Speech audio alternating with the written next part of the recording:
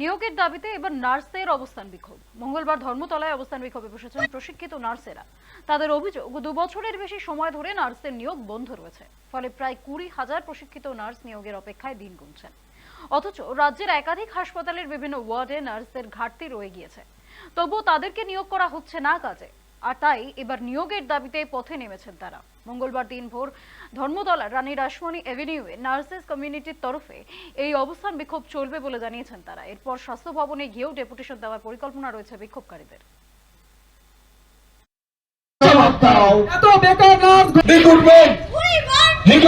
চাকরি চাই, চাকরি চাই, ন্যায্য দাবি চাকরি চাই, মানতে হবে, ন্যায্য দাবি মানতে হবে। স্বাস্থ্য ভবনে ডেপুটেশন দেওয়ার জন্য রিক্রুটমেন্টের জন্য ডেপুটেশন স্বাস্থ্য ভবনে জমা দিয়েছি, কিন্তু আমাদের ফলস্বরূপ রিক্রুটমেন্ট কোনো কিছুই ছাড়া হয়নি। আমাদের শুধু ব্যাচ না, আমরা 2022-এর পর থেকে আর কোনো রিক্রুটমেন্ট হয়নি। আমরা 23-এর পর থেকে বসে আছে। আমাদের জুনিয়র ব্যাচরা বসে আছে।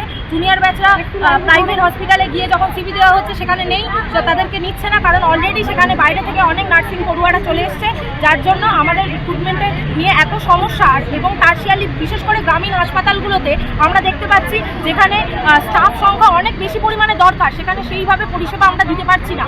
আমরা অস্থায়ী পদে আমাদেরকে সরকার নিয়োগ করছে, স্থায়ী পদের তুলনায় 2 জনের টাকা দিয়ে একজনকে যদি একজনের টাকা দিয়ে যদি 2 থেকে 3 জন নার্স নিয়োগ করা যায়, তাহলে সেইভাবে সরকার চালাচ্ছে। আমাদের একটাই দাবি, আমাদের স্থায়ী পদে নিয়োগ করা হোক এবং স্টাফ নার্স গ্রেড 2 রিক্রুটমেন্ট যত তাড়াতাড়ি সম্ভব পাবলিশ করা হোক। আমাদের দাবি হচ্ছে আমাদের স্থায়ী পদে গ্রেড 2 নার্সিং রিক্রুটমেন্ট আমরা অতি শীঘ্রই চাই। দীর্ঘদিন ধরে আমরা বসে রয়েছি। 2022 সালে লাস্ট রিক্রুটমেন্ট হয়েছে, তারপরে ব্যাচের পর ব্যাচ বেরিয়ে যাচ্ছে।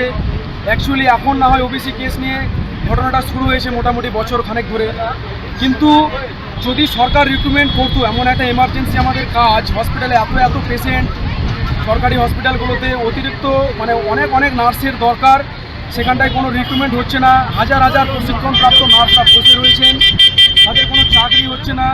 এখন ওবিসি কেস নিয়ে শুরু হয়েছে যে ওবিসি কেসের জন্য চাকরি হচ্ছে না, এরকম একটা বাহানা সরকার দেখাচ্ছেন। অ্যাকচুয়ালি এই চাকরিটা বা নার্সিং রিক্রুটমেন্টটা ওবিসি কেস শুরু হওয়ার আগে হয়ে যাওয়া উচিত ছিল, কিন্তু হয়নি। দীর্ঘ অপেক্ষার অবসান করে আমরা আর না থাকতে পেরে আমরা পথে নামতে বাধ্য হয়েছি। আগামীতে এর থেকেও বড় আন্দোলন হবে।